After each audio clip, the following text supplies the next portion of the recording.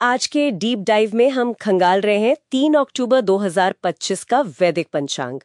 ये एक पारंपरिक हिंदू कैलेंडर है और हमारा मिशन है इसमें से दिन की खास बातें, अहम व्रत त्योहार और थोड़ी अंक ज्योतिष की जानकारी निकालना। बिल्कुल, चलिए देखते हैं क्या है इसमें आज।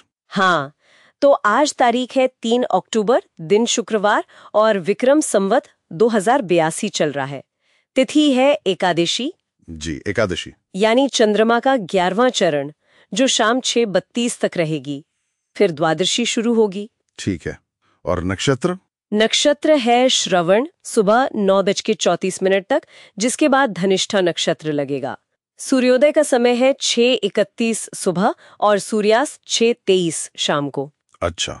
एक जरूरी बात, राहु काल, मतलब वो समय ना जब कहते हैं कि कोई नया काम नहीं शुरू करना चाहिए। हाँ, बिल्कुल ध्यान रखने वाली बात है। हाँ, वो है सुबह 10:58 से दोपहर 12:27 तक। और पश्चिम दिशा में यात्रा करने से बचने को कहा गया है, दिशाशूल जिसे कहते हैं। जी, पश्चिम दिशा का दिशाशूल। आज का दिन वैसे खास है क्योंकि पापांकुशा एकादशी है, साथ ही भरत मिलाप का भी जिक्र है। हाँ, और ध्यान देने वाली बात है कि रात 9:27 से पंचक शुरू हो रहा है। ये ज्योतिष में वो 5 नक्षत्रों वाला समूह है ना? हाँ, जिसके दौरान कुछ खास काम नहीं करते। बिल्कुल। पर आज का मुख्य आकर्षण तो पापांकुशा एकादशी ही है। हाँ, वही तो। ये पापांकुशा एकादशी क्या है, इसका इतना महत्व क्यों है? देखिए, पापांकुशा एकादशी का नाम ही इसके महत्व को बताता है। पापों पर अंकुश लगाने वाली। इस व्रत को पाप नष्ट करने वाला माना जाता है। अच्छा। लेकिन बात सिर्फ यहीं खत्म नहीं होती। मान्यता है कि ये स्वर्ग, मोक्ष, अच्छा स्वास्थ्य, धन और अच्छे मित्र ये सब भी दिला सकती है। वाह।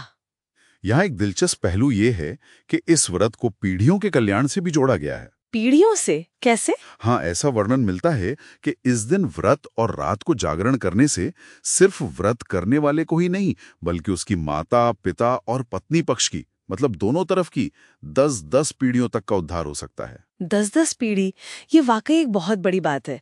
मतलब ये सिर्फ व्यक्तिगत साधना नहीं हुई।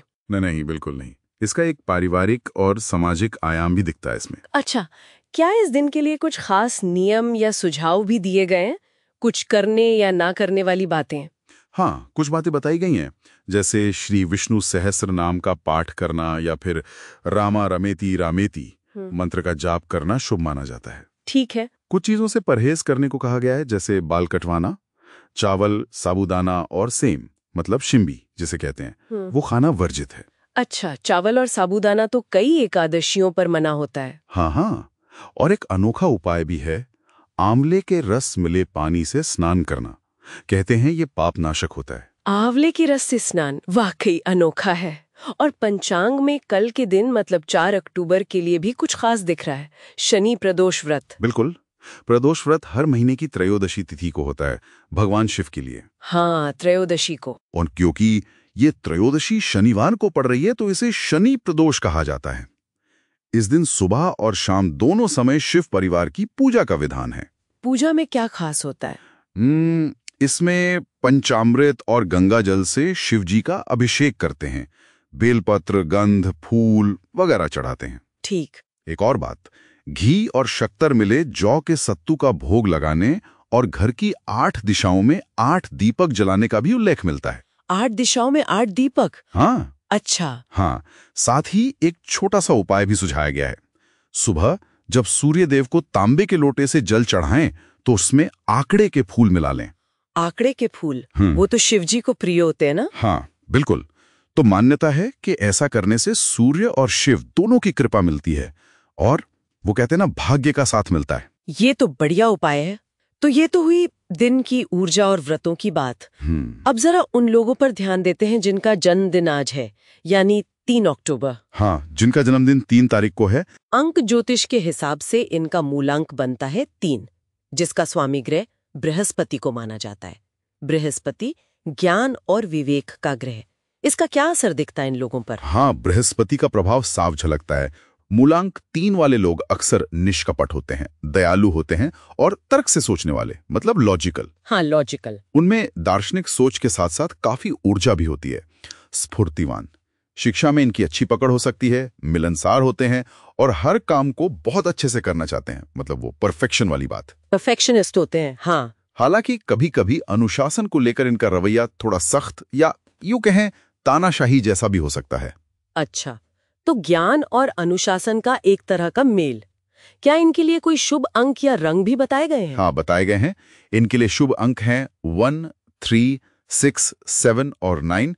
शुभ रंग है पीला, सुनहरा और गुलाबी। पीला, सुनहरा, गुलाबी, ठीक है। और इष्ट देव के रूप में देवी सरस्वती, देवगुरु बृहस्पति या भगवान विष्णु का जिक्र मिलता है।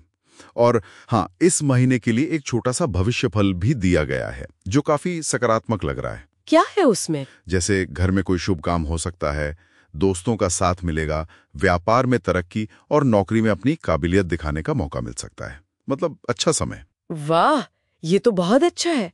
तो इस डीप डाइव से हमने 3 अक्टूबर के पंचांग की खास बातें समझी, पापांकुशा एकादशी का गहरा अर्थ और नियम, आने वाले शनि प्रदोष व्रत की जानकारी और मूलांक 3 वाले लोगों के स्वभाव और संभावनाओं की एक झलक।